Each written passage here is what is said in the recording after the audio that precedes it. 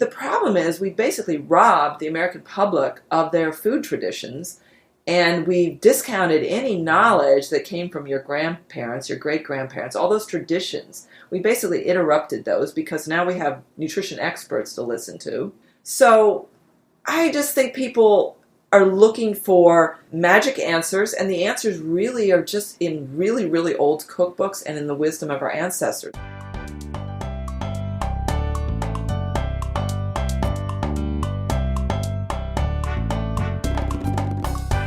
Welcome to the Wise Traditions Podcast, sponsored by the Weston A Foundation for Wise Traditions in Food, Farming, and the Healing Arts.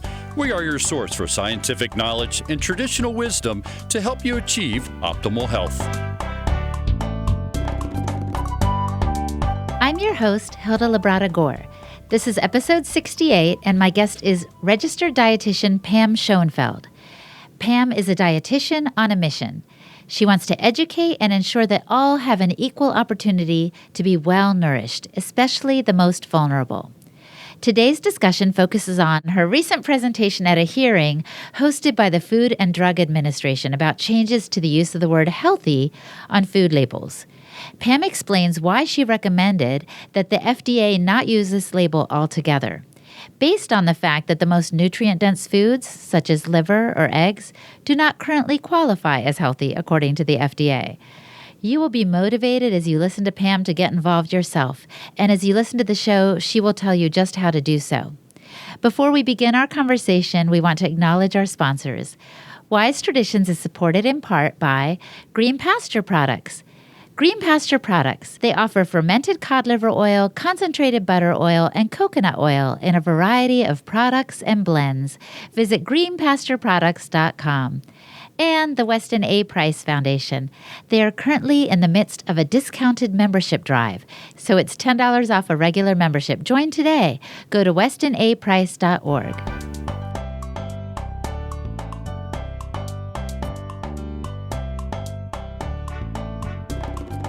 Welcome to Wise Traditions, Pam. Hi, Hilda. I'm so glad to be here. It's been an interesting day. I'm here at the Weston Price offices, and this is the first time I've been here, and I'm quite impressed at all the things that are going on. Oh my gosh, and you are a part of it, and that's what we're going to get to. The way you're stepping up to look out for principles that are in keeping with the Wise Traditions diet. And I wanted to talk to you about this because just the other day I was on a road trip and we stopped at a gas station and I was desperate to eat something. So I went in there, uncertain what to buy, of course, and I picked up some pistachios, and on the label it said, you know, these are good for you, basically, in a nutshell. No pistachio, pun intended.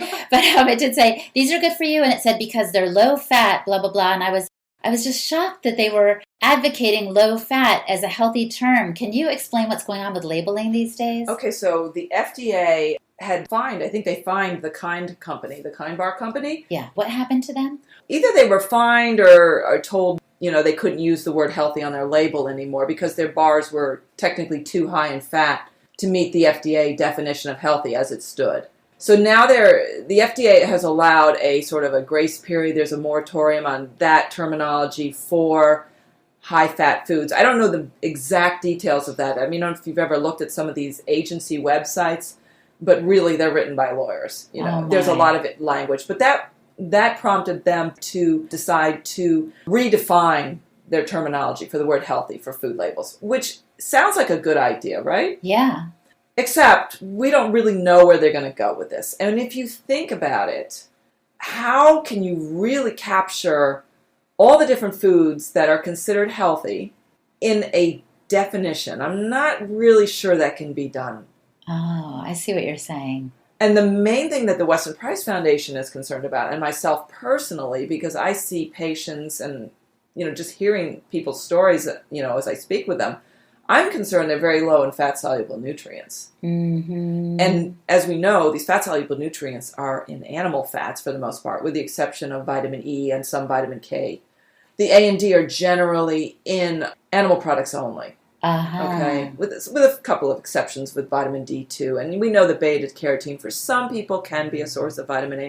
Not so reliable. We don't really know who those people are, who's good and who's not a good converter of beta-carotene to vitamin A. But anyway, so Our concern at the foundation, and I'm newly elected onto the board. Oh, congratulations. Oh, thank you. Into the role of government relations, which is something I've been passionate about for the past 5 years as I was part of the Healthy Nation Coalition, Right. which we kind of stopped working on that because of largely due to lack of funding. These things do take money. Websites are pretty expensive to develop and things like that. So now that I'm on the board for the Weston Price Foundation, I'm going to devote my energies to government relations, all the government guidelines that we hear, whether it's from the USDA or now from the FDA with their food labeling. Well, let me just ask you straight up. Are we banging our heads against the wall trying to get the government to listen to us? Yeah, I got a pretty big dent in my forehead, actually. We've done a lot with Healthy Nation Coalition and Sally as well through the Weston Price Foundation. I've authored and co-authored some documents that went in on not only the Dietary Guidelines Advisory Committee report of 2015, but also the Child and Adult Care Feeding Program. Oh. We submitted comments when they were looking to revise that. The USDA was looking to revise that. And yes, we rarely see any movement. But I think there's a couple things we have to remember here. It's taken, I know the Weston Price Foundation has been in existence for over 17 years. And when we think about how the information has really started to now hit the mainstream, not necessarily the government, but the mainstream. Right. And the government's going to lag behind, basically, because they've got to, if you think about it, they're going to have to almost assume, or they're going to have to weasel out of this, but some culpability in the bad guidance they've given in the past. And I think that's part of the reason they don't really want to do any about faces. Because in 2015, the Dietary Guidelines Advisory Committee report basically said cholesterol was not a nutrient of concern. Wow, but nobody knows about that. Well, they did actually, the media did report on that. Okay. But then the final dietary guidelines actually said that Americans should eat as little cholesterol as possible. So it's the opposite. Well, they were basically saying that was a lessening of their restriction because previously it was up to 300 milligrams, stay under 300 milligrams. Now they thought by taking the number away that it softens the message. But in my mind, eat as little dietary cholesterol as possible is worse than saying 300. Because now it's saying how low can you go? The lower the better. But you postulate that they didn't want to do a complete about face because it basically admits culpability, some level of culpability. And the word is postulate. Because honestly, I don't like to ascribe sinister motives to anybody. Right. But we're talking about a huge governmental bureaucracy. And it's interesting, I have a good friend who's been at the USDA. She did some training there. Some of your listeners might know her, Adele Height. She's working on her PhD, and she's working on the rhetoric behind the dietary guidelines. That's her dissertation. But she was up there. She says, you talk to people in one division versus another, and they don't necessarily agree with what they're doing. She said she met somebody in the cafeteria, and he said, well, I don't really agree with those dietary guidelines myself. But he was working on farm issues. So small farm issues. So I don't think one hand really knows what the other's doing. And in fact, if you look at the FDA, they use reference values on their labels or food labels that are not in accordance with necessarily the Institute of Medicine, the daily reference intake values, which are then go to the recommended dietary allowances. So it's really, really complicated with food labeling. I mean, I think the average consumer, if you look at a food label and you see percent of this, percent of that, that's an FDA thing.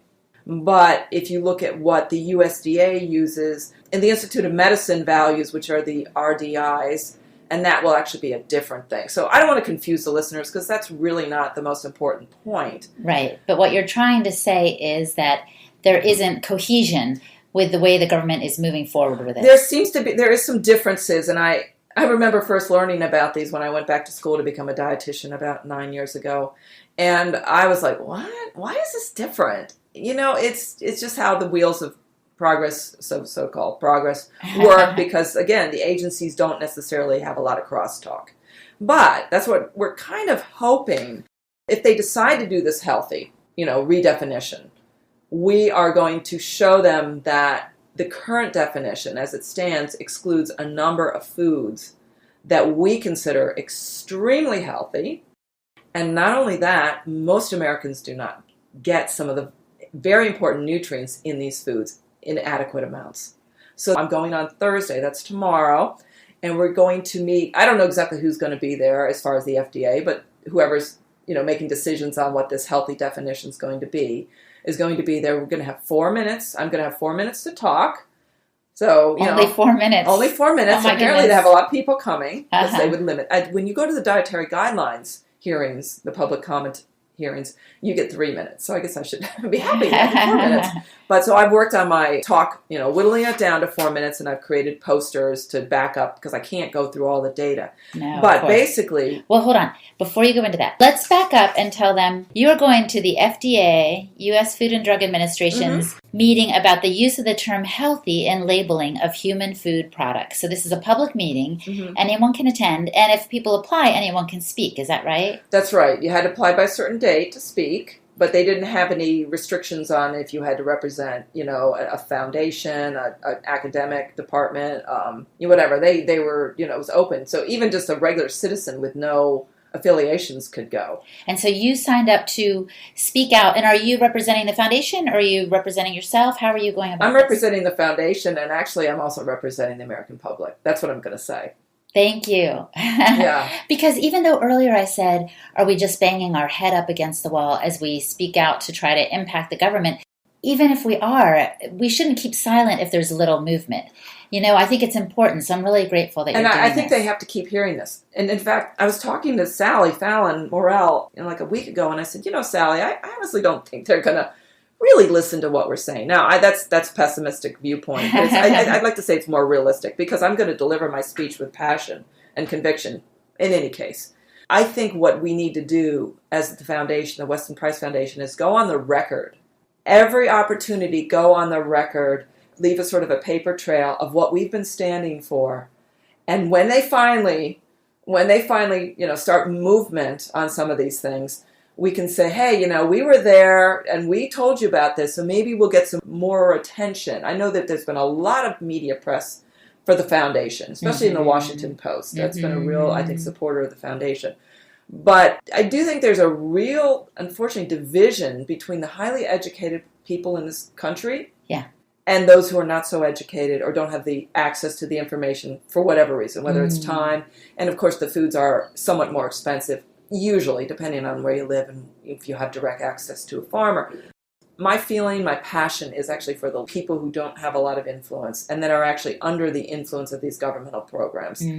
That would include elderly people, children in the school lunches, nursing home residents, or people that receive Meals on Wheels, and the military, and of course we have prisoners too. People on welfare. People on welfare. Right. Well, the people that are getting the food stamps, they aren't restricted in what they can buy, but they do receive education from people like registered dietitians like myself, which I'm a registered dietitian, and they're getting the typical eat more fruits and vegetables. Yes. And the attention to those really nourishing traditional foods that are actually quite inexpensive in many cases. True. You want to go buy some chicken heads from the farmer, or someone chicken livers and eggs. And leftover stuff. Those are actually really good food dollar value, if that's the right way to put it. And so that's what we're going to be talking, or I'm going to be speaking about tomorrow. I always say we because I feel that I'm not speaking alone. True. So let's go through what you're going to say in your presentation because I really want people to know how you're going to represent the foundation and the American people. Okay, again, I'm going to be talking about the 12,000 plus members that we have in our foundation, and that membership is growing. Thanks to everybody. Keep recruiting your friends because to me it's one of the most worthwhile causes you can be involved with.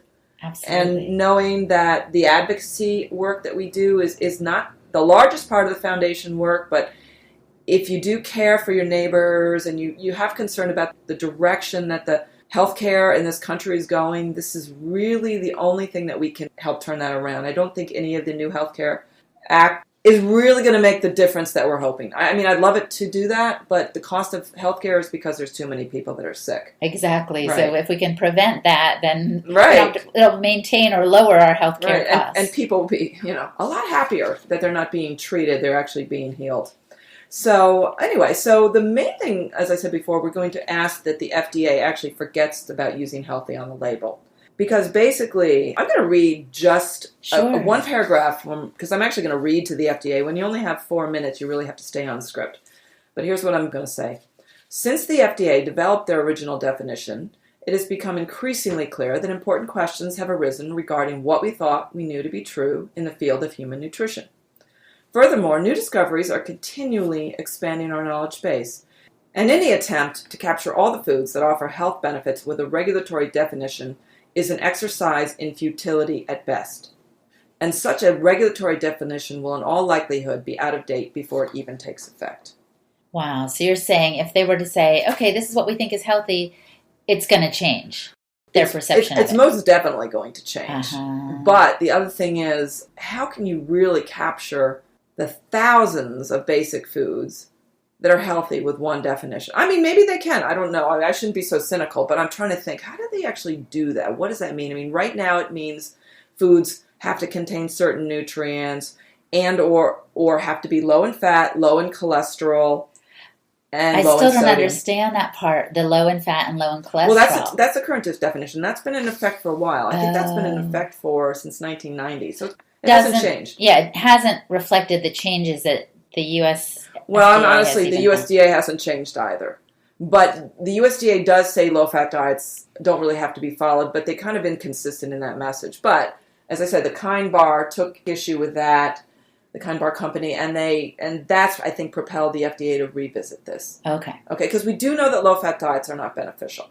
But do they accept that low cholesterol and low saturated fat diets are not beneficial for most people? I see. I'm not sure they accept that. But with that said, so why do we want to make sure those low-fat, low-cholesterol regulations or terminology is actually removed? Well, the 4 examples I'm going to give are going to be 4 foods that would not meet that criteria. Now, with that said, most of these foods wouldn't probably be labeled healthy anyway. But it's an exercise in education, because I think every government agency that deals with any sort of food advice, recommendation, regulation needs to get the same message. Yes. Okay? And the FDA is actually part of the Health and Human Services, Department of Health and Human Services, which actually works on the dietary guidelines along with the USDA. Okay, so FDA is under the HHS and USDA work together on the guidelines. So we're hoping to have some influence. Coming up, Pam tells us about the 4 foods that the FDA does not consider healthy under the current guidelines. And she tells us how to speak up and give them our 2 cents about what we think they should do about the healthy label as well. Let's pause now and take a moment and thank our sponsors. The Weston A. Price Foundation is currently offering an incentive to join or renew your regular membership for as low as 8 cents a day, or $30 a year if in the United States. There's also a discount for international members and a low-income option. Your membership directly supports our podcast series, which is offered to the public for free, obviously. So if you'd like to continue to enjoy this educational programming, please become a member today. Just go to westonaprice.org. And Green Pasture Products. Green Pasture Products produces fermented cod liver oil and concentrated butter oil in a variety of flavors in liquid gel and capsule form. They also offer organic virgin coconut oil, virgin coconut ghee, and a complete oil blend that includes all of the nourishing oils. Lastly, they produce skincare balms and various byproducts that enrich the soil and feed of farm animals. Go to greenpastureproducts.com.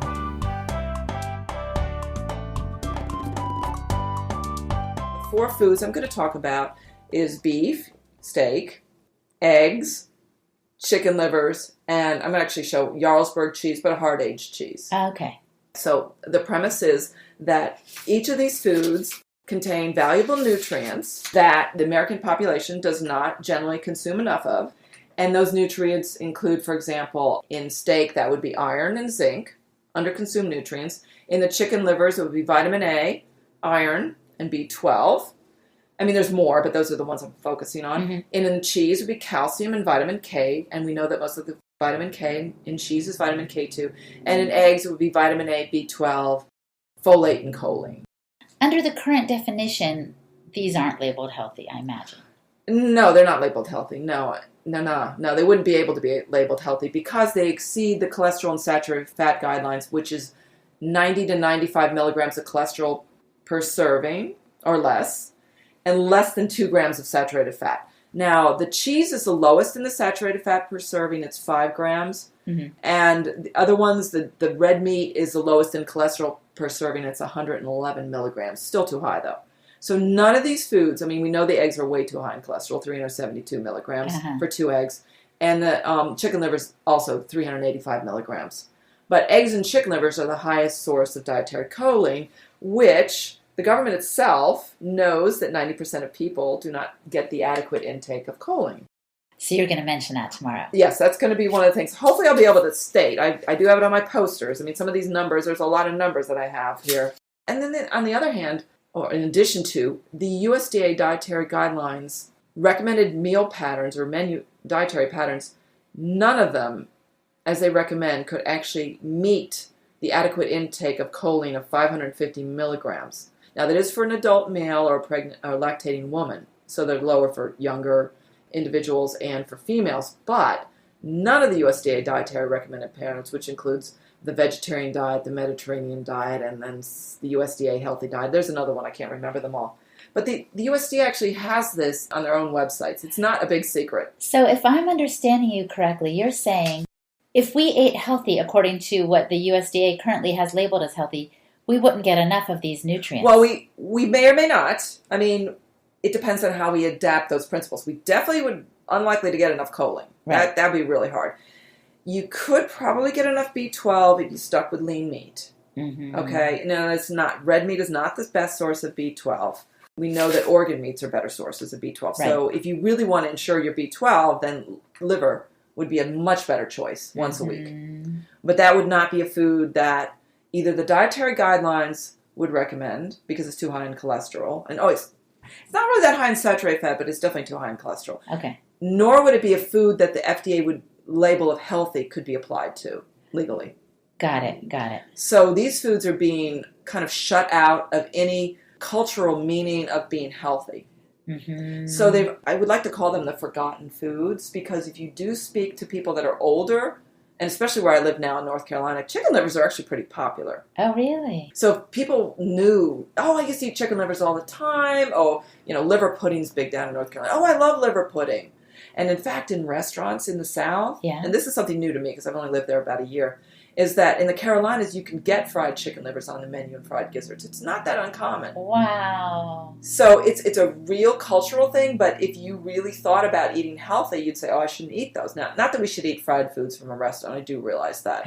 But, they were okay once upon a time when they used tallow, but now it's you don't think of those as being healthy foods, but really they are the sources of some of the most difficult nutrients to get in a diet: choline, vitamin A, vitamin B12, zinc and iron, and vitamin K. So your premise is that when they use the word healthy, they can't possibly include all the foods that need to be included under that label. Well, I think they probably could if they used the definition that says if a food is a good source or an excellent source of a necessary nutrient. Okay, but think about that. See, I was discussing this with my daughter, Laura Schoenfeld. She's also a dietitian, and she was listening. She was, Mom, if you say that, you do realize that Pop-Tarts can be a good source of a nutrient. Because I concluded saying the FDA already has a way of designating these foods as healthy if they just say it's an excellent or good source of a nutrient. Oh, and what nutrient would you get out of Pop-Tarts? I don't know, whatever they fortify it with. I don't, the foods can be fortified. Total cereal is an example. Right. They've got excellent sources of all the nutrients. And an excellent source means that it provides 20% of the daily value, and a good source is 10% of the daily value, which is an FDA daily value. Got it. So it's not hard for a food to be fortified and then called an excellent or good source. So she was saying, well, maybe you shouldn't say that because, I'd like to be able to say it's naturally occurring excellent or good source. And so I'm going to discuss this with a couple other members of the foundation and see what the consensus is on that. Because, again, you get 4 minutes. You want to make your strongest points and not weaken your points. Right. But the bottom line is these 4 foods, and there's many more than 4. Of course. But I'm just focusing on 4 because they're really great examples. And, the USDA does talk about iron, for example, being a nutrient of concern for pregnant and non-pregnant women in their reproductive years. Uh-huh. And that is definitely a problem. And at the same time, we don't really encourage women to eat red meat, certainly not liver, etc. And it's interesting, zinc, where we don't think of zinc as being a problem, but we know, you see, there's this misinformation among conventional nutrition experts, if you will, that zinc can be gotten fairly well from a vegetarian diet. But on the other hand, if you read some other documents, including documents that come from my professional association organization, the Academy of Nutrition Dietetics, they talk about methods of food preparation needed to be done to release that zinc. Oh, and not everyone's aware of that. Oh, well, I don't think anybody actually in the regular population is actually aware that this is needed. I mean, I have patients all the time that enjoy eating beans, and 99% of the time their canned beans are cooked without soaking. And so you get these experts that are saying things here and there, and the picture or the information going out to the public has to be dumbed down because people would be overwhelmed with this information. Mm-hmm. The problem is we basically robbed the American public of their food traditions, and we discounted any knowledge that came from your grandparents, your great-grandparents, all those traditions. We basically interrupted those because now we have nutrition experts to listen to. Wow, you're so right. And everyone's constantly searching the web for the latest dietary trend, but it's not all clear, nor is it rooted in the traditions of our ancestors. And you know what? It's not necessary to do that. To me, it's confusing the issue. I mean, all these new foods, okay, great. There's a lot of superfoods, and I don't have a problem with that. I mean, I don't think kale's necessarily a bad food. In fact, I drove by a farm today I visited Sally at her home, lovely farm yesterday. Great work they're doing there. But I saw a sign in front of another farm. It said kale. That's all it said was kale. And I sort of thought to myself, yeah, kale is that food that has got this halo of health around it. Yes. And it'll probably be displaced in a little while by something else. And we know that kale is okay. I'm not saying it's a bad food, but it's one of thousands of foods that play a part in the diet. And that certainly kale shouldn't be a huge part, not the way they're promoting it now. Right.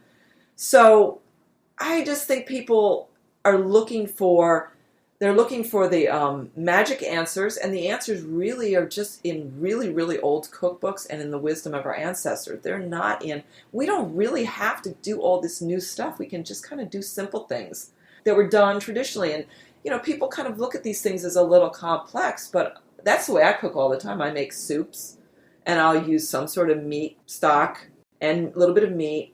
And, I'll soak my legumes if they go in there. And honestly, it doesn't really take that long. It's just a re-education of the American public.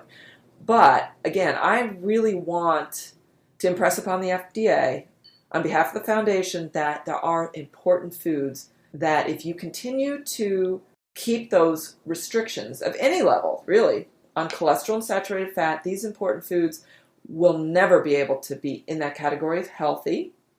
And yet they are the best sources of some of the most underconsumed nutrients in the American population. Pam, this is exciting. Thank you so much for representing the foundation and the American people for advocating for good health. So I always ask at the end here, if the listener could only do one thing to improve their health, what would you recommend they do? Well, since we're on the subject of activism today, I would suggest that they also submit their own commentary to the FDA. You can do written commentary at the FDA website.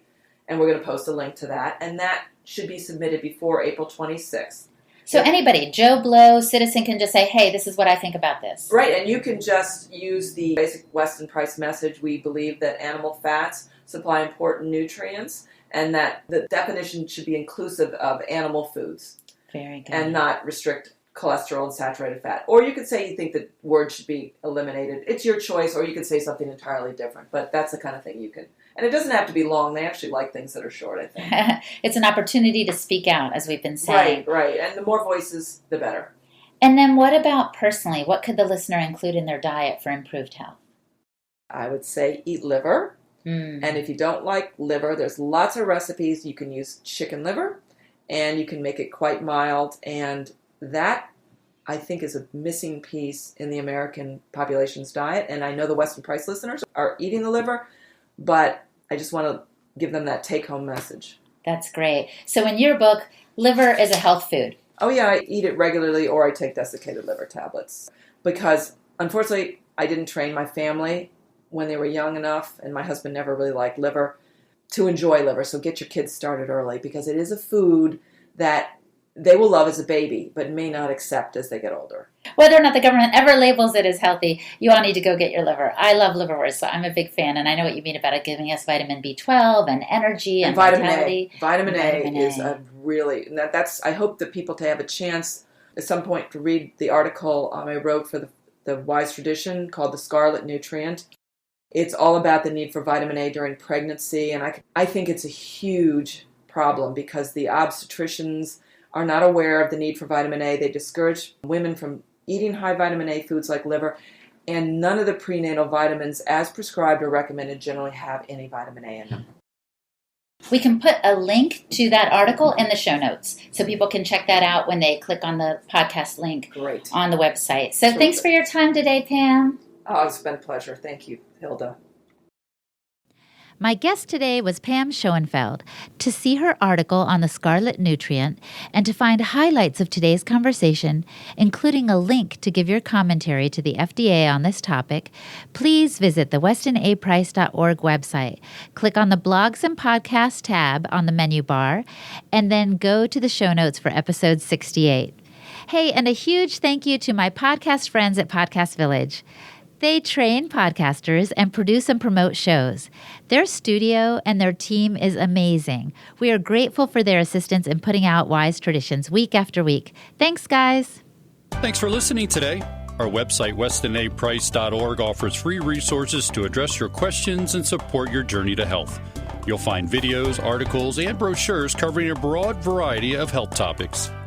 Wise Traditions is brought to you by the Weston A. Price Foundation for Wise Traditions in Food, Farming, and the Healing Arts. The content of this podcast is provided for informational purposes only and is not intended as a substitute for medical advice.